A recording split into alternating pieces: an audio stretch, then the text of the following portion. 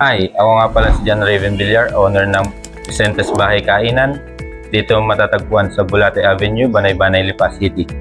I-try nyo yung produkto namin ng mga pagkain, mga Gotong Batangas, Crispy Dilis, tsaka iba-iba pa, mga pork sisig.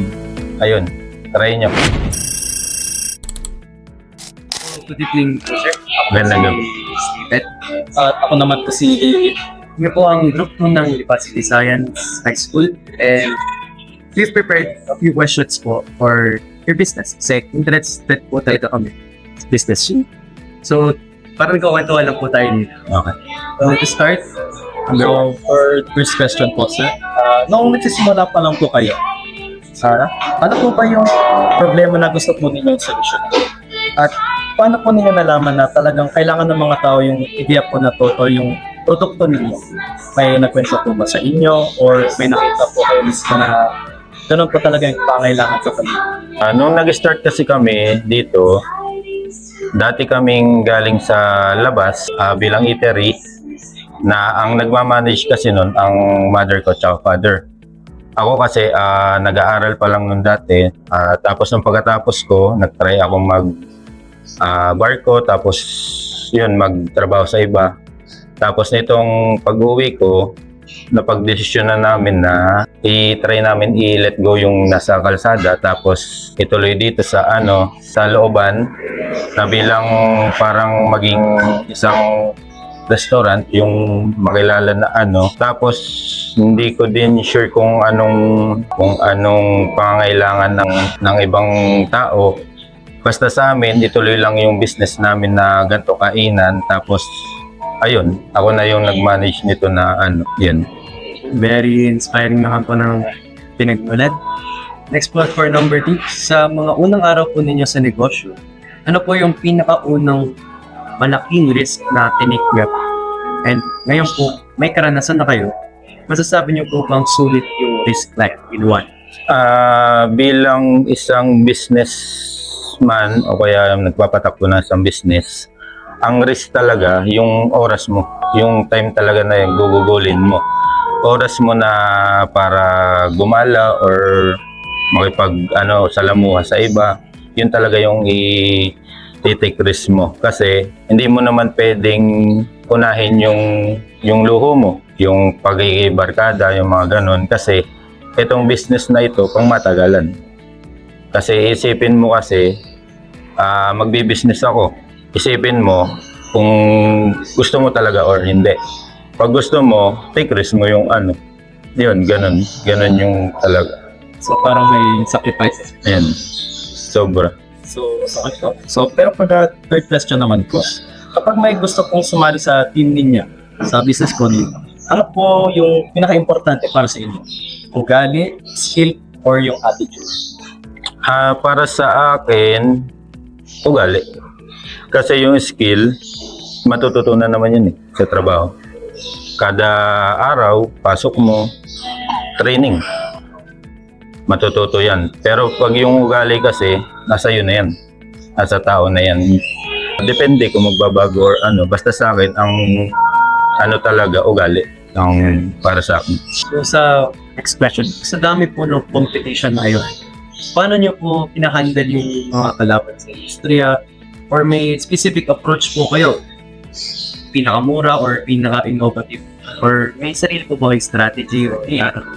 Bilang isang restaurant na manager or nagpapatakbo ng kainan, sa akin wala namang nagaganap na kompetisyon Para sa akin, kung ikaw ay kainan or restaurant din, tapos ako yan, okay lang. Hindi kita kakalabanin.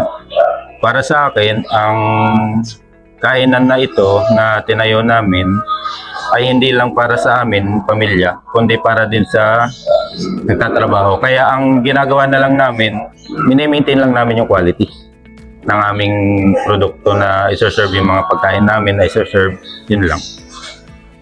So, para naman po sa inyo bilang isang entrepreneur, alin po ang mas mahirap? Yung maghanap po ng puhunan sa simula o yung i-manage po yung cash flow habang tumatakbo po yung business At maaari nyo rin po bang sabihin kung bakit po yun ang masasabi ninyo mas challenge? Para sa akin ay yung mamuhunan. Kasi take risk kasi yun yung mamuhunan na yun. Kasi kung wala kang pampuhunan, hindi mo ma-maintain yung kainan mo, yung business mo. Kaya ako nasabi na puhunan kasi gusto mo kasing i-maintain yung kainan mo. Kaya puhunan talaga yung kailangan mo. Sir, next po ay, may pagkakataon po ba na karoon po kayo ng failure or pagkakamali? And dun po sa pagkakamali na yun, ano po yung nangyari? Ano po yung leksyon na natutunan po ninyo? Okay. Meron naman yung mga pag-serve namin na mali, yung mga ganun. Pero yung sobrang mali naman wala. Yung mga minor lang na pag-serve ng mga food, mga luto-lutong ganun. Ayun, edi ang ginawa namin, nag-meeting kami. Tapos yun, hanggang ngayon, meeting tuwing umaga, mga ganun. Para ma-maintain lang namin yung para hindi na din maulit yung mga minor na pagkakamaling ganun. Yun. Hindi po magandang attitude po inside sa business. Meeting po araw-araw. Right po. So, sir, kung kapapalitan po ninyo yung araw bago ninyo i-lunsad yung pagnenegosyo po, anong payo po ang ibibigay ninyo sa mas batang version ng sarili? Para sa akin, sarili ko, mapapayo ko lang dati, sana pinurso ko na talaga, hindi na ako nagtrabaho sa iba. Dapat minanage ko na simula noong una pa. Kasi itong bago na itayo kasi ito, nasa pa kasi ako, nagtatrabaho pa ako sa iba. Bali, sinamamat, tapos nung pagbalik ko, ayun, hirap ako.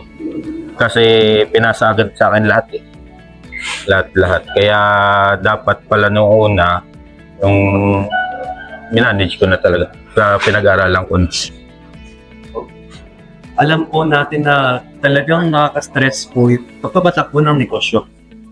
Ang tanong po ay, paano niyo po nababalance yung trabaho niyo po at personal na po kayo?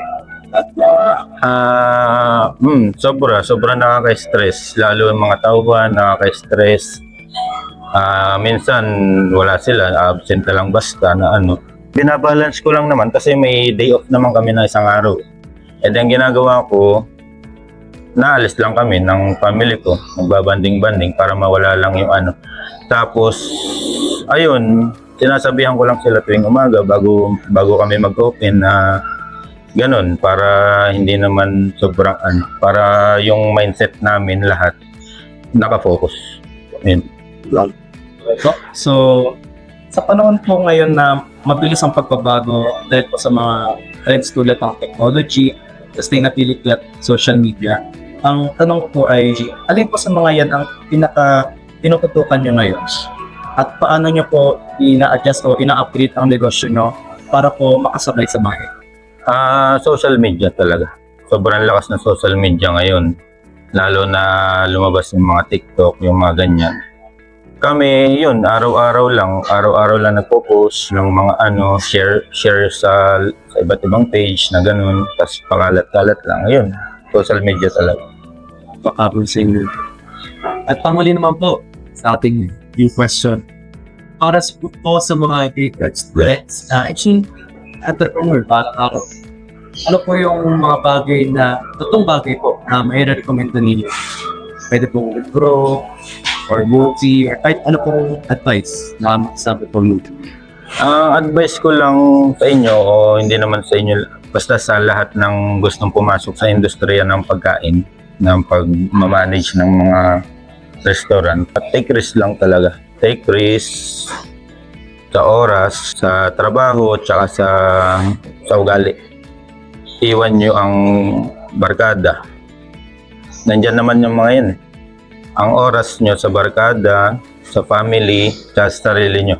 Yun lang. Yun yung papayo ko. Tsaka tiis lang. Sobrang hirap dito sa industriyang to. Ayun. Yun lamang po para sa aming mga tanong sa tanungan. Maraming salamat. Thank you. Thank you po. Ako po si Stephen. Ako po si David. Thank you. Thank you po.